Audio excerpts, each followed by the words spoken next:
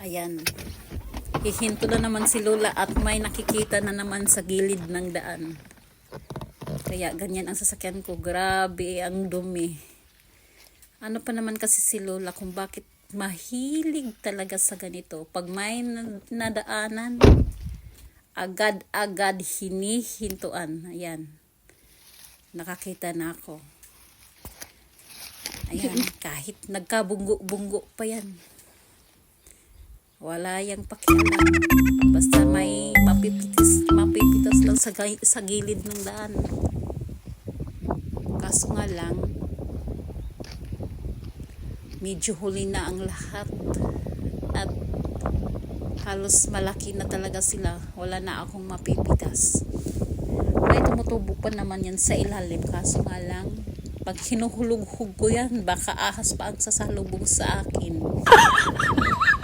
Baka pareho kami ng ahas magkagulatan.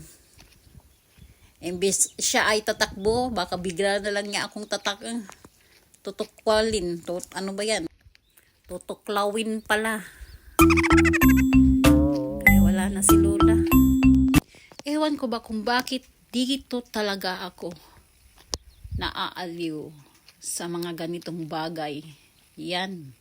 Pag may nadaanan, hindi yan palalampasin ni Lola. Wow. Pero syempre, dito naman din kasi, may iba naman dito kasi, ano talaga nila yan, tanim talaga nila yan. Kaya hindi pwedeng manguha ka dyan sa tanim ng hapon. Kaya pwede ka lang manguha sa ganitong, yan, kagaya nito, yung sa gilid-gilid.